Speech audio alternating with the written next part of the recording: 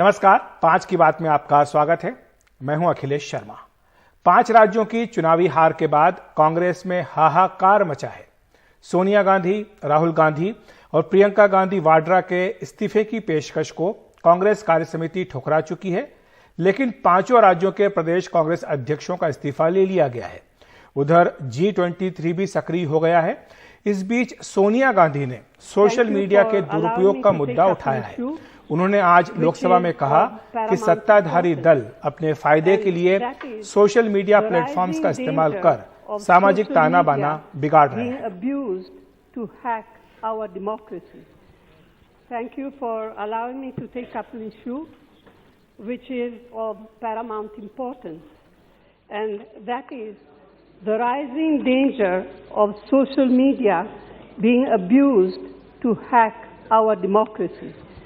Global companies like Facebook and Twitter are used increasingly to shape political narratives by leaders, political parties, and their proxies.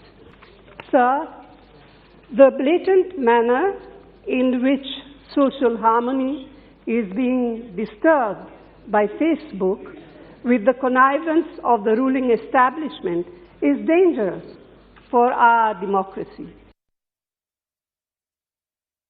Dubey ने पलटवार किया। उन्होंने कहा कि आखिर कांग्रेस पार्टी ये सारा ठीकरा सोशल मीडिया पर क्यों फोड़ना चाह रही है। ये जो कांग्रेस पार्टी है सर, ये 100 चूहे खा के बिल्ली चली हज को। ये संविधान है सर, और संविधान में आर्टिकल 19 है। संविधान का आर्टिकल 19 है सर, और ये सेपरेशन ऑफ फैक्ट जो सोनिया जी आरटीआई लेकर आई, वो आईटी एक्ट में 66A लाकर इन्होंने एक्सप्रेशन ऑफ जो स्पीच है, फ्रीडम ऑफ स्पीच है, उसको रोकने का प्रयास किया। तो आखिर क्या कारण है कि संसद के बजट सत्र का दूसरा हिस्सा शुरू होते ही कांग्रेस पार्टी ने सोशल मीडिया के दुरुपयोग का मुद्दा उठाया है? क्या कांग्रेस पार्टी सोशल मीडिया पर अपनी हार का ठीकरा फोड़ना चाहती है? यह भी एक सवाल है जो उठ रहा है। चर्चा के लिए हमारे साथ जुड़ रहे हैं प्रकाश चंद्र शर्मा, जो कि बीजेपी के नेता हैं, और साथ ही रोहन गुप्ता जी हैं, जो कि सोशल मीडिया प्रभारी हैं कांग्रेस पार्टी के। आप दोनों का बहुत बहुत स्वागत है। सबसे पहले रोहन जी, आपसे शुरुआत करना चाहूंगा। सोनिया गांधी जी ने जो आज ये मुद्दा उठाया है फेसबुक का, इससे पहले भी हम जानते हैं कि कांग्रेस पार्टी ट्विटर का मुद्दा उठा चुकी है। बाकायदा ये आरोप लगाया गया था ट्विटर के हेडक्वार्टर में चिट्ठी लिख करके कि राहुल गांधी की जो ट्विटर की फॉलोअर है, उनकी संख्या को नहीं बढ़ाया जा रहा है। तो एक के बाद एक जो सोशल मीडिया प्लेटफॉर्म है, वो कांग्रेस के निशाने पर क्यों आ रहे हैं? और खासतौर से जो 5 राज्यों की चुनावी हार हुई है, क्या इसका ठीकरा सोशल मीडिया पर फोड़ा जा रहा है? बिल्कुल नहीं अखिलेश जी। देखिए, जो रिपोर्ट आ रही है ये इंटरनेशनल मीडिया की रिपोर्ट है, उसका 5 राज्यों से या किसी चुनाव से लेना देना नहीं है। मुद्दा है कि भारत एक संवेदनशील देश है। वहां पे सोशल मीडिया पे बहुत बड़ी तादाद में जब लोग हैं, तब उस प्लेटफॉर्म का दुरुपयोग ना हो, ये देखने की जिम्मेदारी उस प्लेटफॉर्म की है और उस देश के सरकार की है। पर भारत में मामला उल्टा है। यहाँ सरकार के इशारे पे ही ये चीज हो रही है। और अखिलेश जी, ये मुद्दा हम लोग आज से नहीं, 2019 का जब रिपोर्ट आया था, जो विसल ब्लोअर ने रिपोर्ट कई बार 2-3 बार फेसबुक का रिपोर्ट ही आया कि 2019 में कांग्रेस समर्थित सारे पेजेस को बंद कर दिया गया। और अब जो रिपोर्ट, नई रिपोर्ट आई है, उसमें देखिए कि ऐसी कंटेंट जो सरोगेट कंटेंट कही जाती है, जो बीजेपी को फायदा दिलाने वाली, उसको प्रमोशन फेसबुक ने करने दिया। तो जो प्लेटफॉर्म जहां पे देश की जनता का भरोसा है, अगर उसका दुरुपयोग जो सत्ताधारी पार्टी के इशारों पर अगर हो रहा है, तो हम पे उसके सामने बोलने का अधिकार है। बिल्कुल है रोहन जी, लेकिन आप जानते होंगे कि जो बीजेपी है, जो सत्ताधारी पार्टी है, वो भी सोशल मीडिया से परेशान रहती है। वो भी कई बार शिकायत कर चुके हैं। आप जानते हैं कि ट्विटर पर अमित मालवीय का, संबित पात्रा का जो ट्वीट है, उसको मैन्युफैक्चर्ड ट्वीट करके, मैन्युपुलेटेड मीडिया करके उसको मार्क किया गया था, जिसको बीजेपी ने एक बड़ा मुद्दा बनाया था। तो बीजेपी का सिर्फ कांग्रेस का सवाल नहीं है। आपने बहुत अच्छा मुद्दा देखिए, यही है। हम लोग सच के लिए झगड़ रहे हैं और वो अपनी सत्ता के लिए लड़ रहे हैं। बीजेपी का जो फेसबुक या ट्विटर के सामने जो उनका जो विरोध ये था कि उनके झूठ को क्यों पकड़ा गया। जो संबित पात्रा ने किया, अमित मालवीय ने किया, वो झूठ है, सबके पूरे देश के सामने है।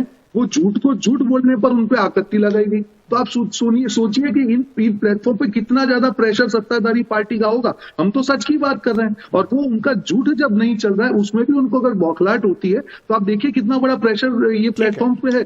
और कहीं ना कहीं बीजेपी के हैं प्रकाश चंद्र शर्मा जी हैं, रोहन जी उनसे जवाब ले लेते हैं। प्रकाश चंद्र जी, सीधा सीधा आरोप लगाया जा रहा है कि जो सत्ताधारी मीडिया है वो सोशल मीडिया प्लेटफॉर्म का दुरुपयोग कर रहा है समाज का ताना बाना बिगाड़ने में। शिकायत का मुख्य कारण यह है कि कई तरह की फर्जी खबरें, फर्जी एडवर्टाइजमेंट कैंपेन जो है वो इस तरह के प्लेटफॉर्म्स पर चलाई जा रही हैं, और इस तरह के जो रिश्ते हैं, जो तार हैं, वो सत्ताधारी दल से जुड़े हैं या सत्ताधारी दल को समर्थन करने वाले संगठनों से जुड़े हैं। तो इस पर बीजेपी की क्या सफाई है? अखिलेश जी, मैं सिर्फ दो ही बात कहना चाहूंगा कि यह लुटे हुए शहंशाह, ये तो देख तेरा काफिला कहां रुका, और खिसियानी बिल्ली खंबा नोचे। देखिए, सोशल मीडिया को अगर हमें समझना है तो समझना पड़ेगा कि यहाँ अभिव्यक्ति की आजादी है, हर कोई अपनी आजादी यहाँ रख सकता है, अपने हिसाब से यूज कर सकता है। यह बीजेपी को मिलता हुआ बड़ा जन समर्थन है जो सोशल मीडिया के माध्यम से छोटे से छोटा व्यक्ति, इंडिविजुअल व्यक्ति बीजेपी को सपोर्ट कर रहा है। अब चूंकि इनकी मैनेजमेंट फेल है, इनकी व्यवस्था फेल है, अब इन्होंने पार्लियामेंट का यूज करके, सोनिया गांधी जैसी शख्सियत ने पार्लियामेंट का दुरुपयोग करके कहा कि साहब ये तो सोशल मीडिया ताना बाना खराब कर रहा है।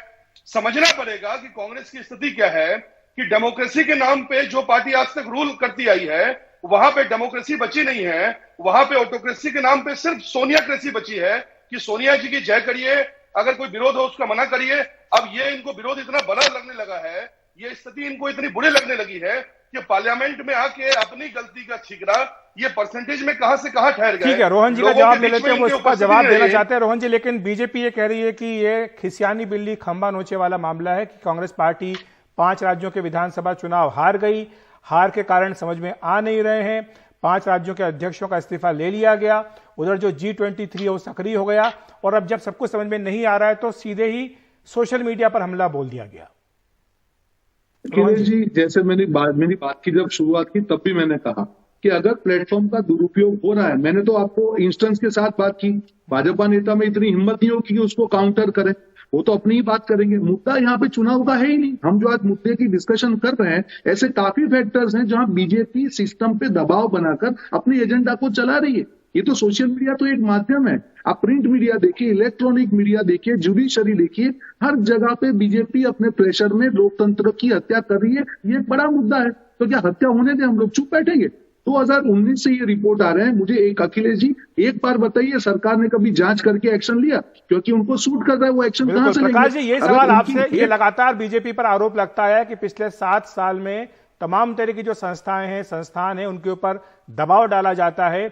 अपने हिसाब से इन सोशल मीडिया प्लेटफॉर्म को सरकार चलाने की कोशिश करती है, अगर ये उनके हिसाब से नहीं चलते हैं तो सरकारी एजेंसियों का दुरुपयोग किया जाता है इन प्लेटफॉर्म्स के खिलाफ। तो हर तरह से बीजेपी जो है वो हाथ मरोड़ रही है इन सोशल मीडिया प्लेटफॉर्म का, और उसकी कोशिश ये है कि कांग्रेस हो या अन्य विपक्षी पार्टियां हों, इनका ये जो है वो ठीक से उनका इस्तेमाल ना कर पाए, और एक तरह की निष्पक्षता इन प्लेटफॉर्म पर नहीं दिखती है। ये आरोप लगातार बीजेपी पर लगता है।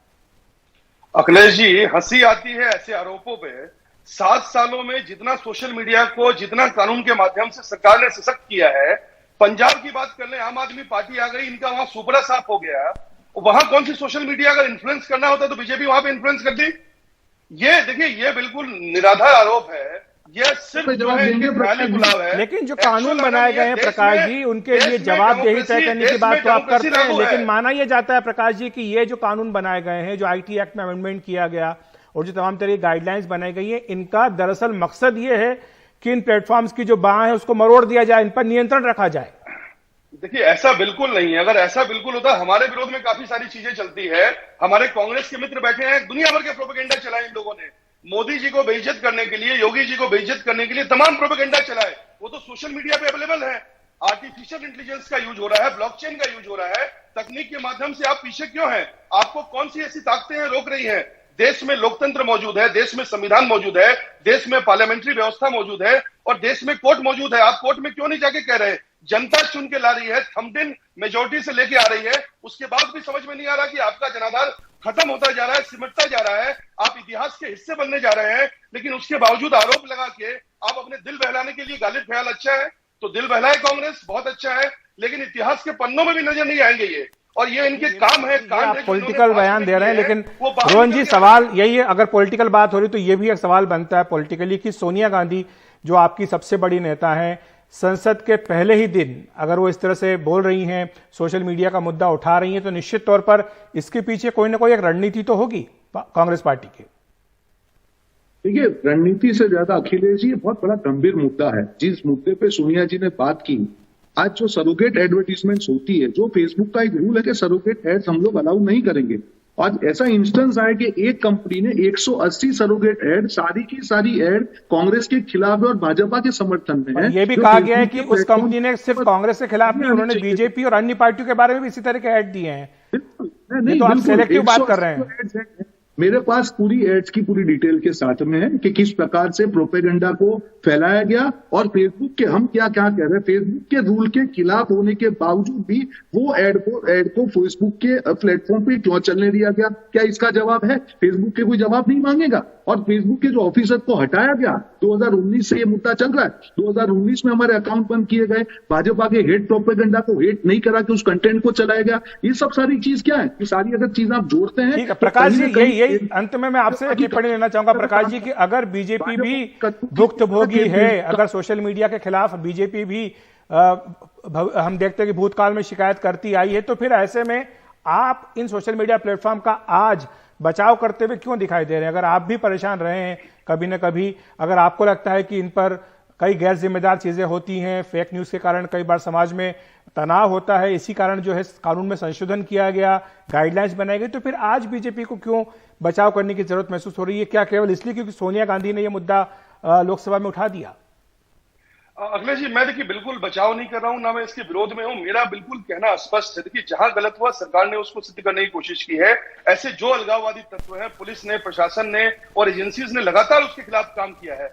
अगर दिल्ली का लास्ट समय दंगा हुआ और सोशल मीडिया का उसमें रोल था, या कोई ऐसी स्थिति कभी भी आई है, बीजेपी ने हमेशा उसका यूज किया है, उसके हिसाब से स्ट्रेंथन किया है। लेकिन इसका मतलब यह नहीं है कि आम आदमियों की आवाज हम दबा दें। आज सोशल मीडिया की आवाज एक आम आदमी की आवाज है, और ये कांग्रेस को समझना पड़ेगा। अगर वो सोशल मीडिया का ओवरऑल विरोध कर रही है, इसका मतलब आम आदमी की आवाज का विरोध कर रही है, और वो इसलिए कर रही है क्योंकि पास्ट से आज तक उन्होंने कभी लोकतंत्र के महत्व को समझा नहीं है, उन्होंने एक ऑटोक्रेटिक महत्व को समझा है। और सोनिया गांधी ने या गांधी परिवार ने जब से व्यवस्था अपनाई है, इन्होंने सिर्फ और सिर्फ लोगों के इच्छाओं का, उनकी व्यवस्थाओं का हनन किया है, उनको कोई प्लेटफॉर्म नहीं दिया है। दूसरी बात रही जहां बीजेपी की, देखिए बीजेपी बहुत ऑर्गेनाइज्ड पार्टी है, एक कल्चरल तरीके से काम करती है और एक फुल टाइमर तरीके से काम करती है। सोशल मीडिया में प्रेजेंस हमारी बहुत स्ट्रांग थी, है और रहती है, और हमें मालूम है लोगों की चॉइस क्या है, और अपने लोगों के बीच में बात पहुंचाने के लिए हम बहुत पहले से इस्तेमाल करते आ रहे हैं। और ये कतई प्रोपेगेंडा नहीं है। प्रकाश जी, माफी चाहता हूं, मेरे पास वक्त इतना ही है। आपका इस बहस में हिस्सा लेने के लिए शुक्रिया। रोहन जी, आपका भी बहुत बहुत धन्यवाद कि आप इस बहस में हमसे जुड़े। सोशल मीडिया को लेकर यह बहस अभी शुरू ही हुई है, ऐसा नहीं कह सकते, लंबे समय से चल रही है, आगे भी चलती रहेगी। फिलहाल हम एक ब्रेक ले रहे हैं, ब्रेक के बाद बताएंगे पंजाब में नए मुख्यमंत्री भगवंत मान ने ली शपथ। आम आदमी पार्टी के भगवंत मान पंजाब के मुख्यमंत्री बन गए हैं। उन्होंने पंजाब के 17वें मुख्यमंत्री के तौर पर आज शपथ ली। शपथ ग्रहण समारोह का आयोजन शहीद भगत सिंह के गांव खटकड़ कला में हुआ, जहां लोग पीली पगड़ी में पहुंचे थे। होली के बाद बाकी मंत्रियों का शपथ ग्रहण समारोह होगा। इस समारोह में आपके संयोजक अरविंद केजरीवाल समेत आम आदमी पार्टी के कई बड़े नेता भी शामिल हुए। शपथ लेने के बाद भगवंत मान ने वहां आए लोगों को संबोधित किया। उन्होंने कहा कि बिना अहंकार के काम करना है। उन्होंने ये भी कहा कि ये उनकी भी सरकार है जिन्होंने वोट नहीं दिया।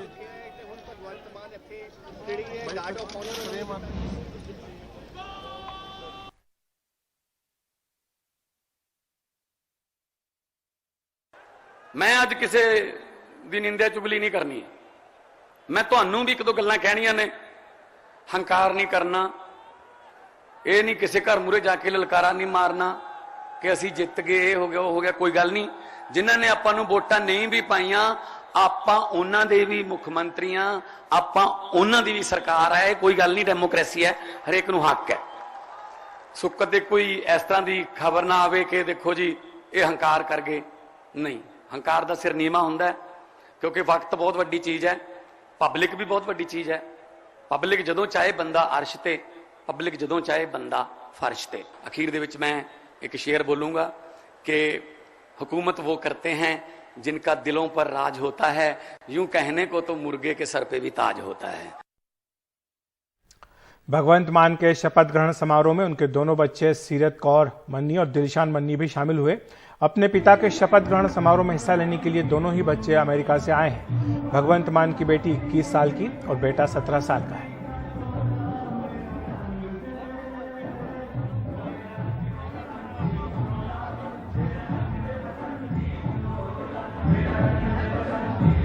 आपको याद होगा कि दिल्ली में जब भी अरविंद केजरीवाल का शपथ ग्रहण समारोह हुआ तो एक छोटा बच्चा केजरीवाल की वेशभूषा में दिखाई देता था। आज वही बच्चा भगवंत मान बनकर यहां पहुंचा। मेरे साथ बात करने के लिए मौजूद हैं छोटे भगवंत मान। ये देखिए छोटे से बालक हैं, बिल्कुल उनको भगवंत मान जैसा लुक दिया गया है, बिल्कुल वैसे ही जैसे कपड़े भगवंत मान पहनते हैं वैसे ही, और पग भी बिल्कुल बसंती रंग की बांधी हुई है और थोड़ी सी मूछें भी इनकी बना दी हैं। क्या नाम है जी इनका? अव्यान तोमर। अपना नाम बताइए पहले। मीनाक्षी तोमर। हाँ, आपका बेटा है जी? हाँ जी। क्या नाम बताया? अव्यान तोमर। तो बताइए जरा भगवंत मान क्यों बना के लाए इनको? हम आम आदमी पार्टी से जुड़े हैं और आज पंजाब आए हैं, तो बड़े सौभाग्य की बात है कि आज हमें इस पंजाब में आके ओथ सेरेमनी में हमें इनवाइट किया। और क्या बोलते हैं, तो मुझे अच्छा लगा कि मैं इसको आज केजरीवाल, हमेशा ही लिटिल केजरीवाल बनते हैं, तो आज इसको हम मान साहब बनाए। अच्छा, अपना पूरा नाम बता दो। नेम पूरा नाम? अव्यान तोमर केजरीवाल। अव्यान तोमर केजरीवाल। अव्यान तोमर केजरीवाल। और यहाँ तो अभी होना चाहिए अव्यान तोमर भगवंत मान। आपको याद है आप 2015 में आप कभी भैया की तरह कुछ बने थे? हाँ जी। क्या याद है, क्या किया था आपने, बताओ। मैं भी अव्यान की तरह ऐसी रेडी हुई थी केजरीवाल बनके। अच्छा, ये देखिए ये थोड़े से रंग होते हैं जो चाहे शपथ ग्रहण समारोह हो चाहे कोई विक्ट्री सेलिब्रेशन हो तो उसमें ये दिखाई देते हैं। और ये बातचीत दौरान ही पता लगा कि यही नन्हे मुन्ने से बालक जो हैं यही लिटिल केजरीवाल भी हैं, यही मफलर मैन भी हैं और यही आज बेबी भगवंत मान भी बने हुए हैं। खटखड़ कलां से अपने सहयोगी कैमरा पर्सन राकेश कुमार के साथ मैं शरद शर्मा, एनडीटीवी मीडिया।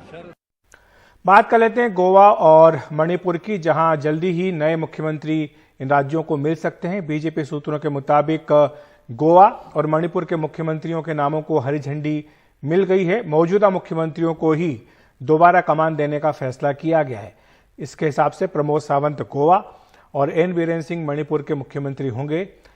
बताया गया है कि होली के बाद शपथ ग्रहण समारोह का आयोजन किया जाएगा। आज इन दोनों ही नेताओं ने प्रधानमंत्री नरेंद्र मोदी से संसद भवन में मुलाकात की थी। उत्तर प्रदेश में 10 मार्च को मतगणना से ठीक एक दिन पहले मतगणना केंद्र में जाने वाली सरकारी गाड़ियों की जांच को लेकर समाजवादी पार्टी के कार्यकर्ता पुलिस मामलों का सामना कर रहे हैं।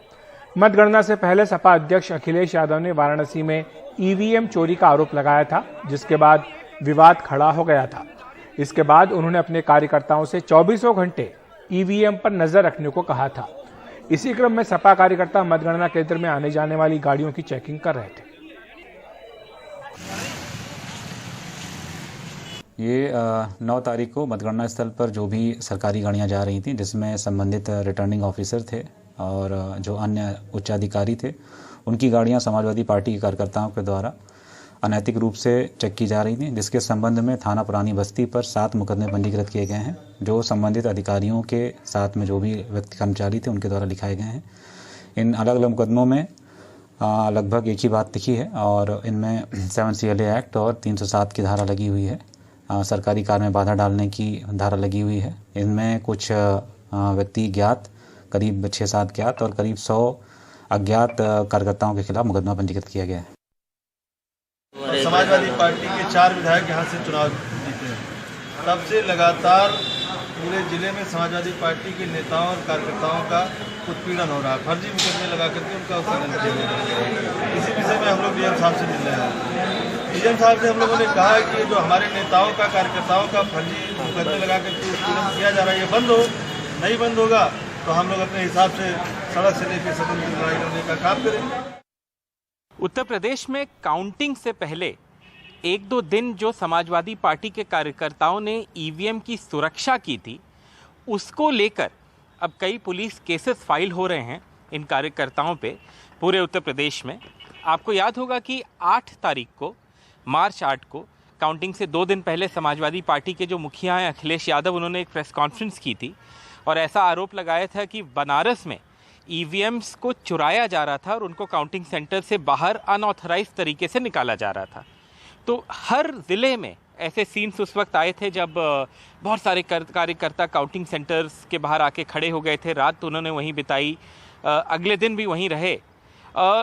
ये भी बहुत सारे विजुअल्स आए थे कई ज़िलों से जहाँ पे अगले दिन यानी 9 तारीख को काउंटिंग से एक दिन पहले जो भी गाड़ी काउंटिंग सेंटर के अंदर जा रही थी उसको समाजवादी पार्टी के कार्यकर्ता चेक कर रहे थे और बिना चेक किए अंदर नहीं जाने दे रहे थे। वो ये कह रहे थे कि क्योंकि बनारस में ऐसा इंसिडेंट हुआ है, हम कोई चांस नहीं लेंगे और हम सबको चेक करेंगे। इसमें पुलिस की गाड़ियाँ, प्रशासन की गाड़ियाँ भी शामिल थी।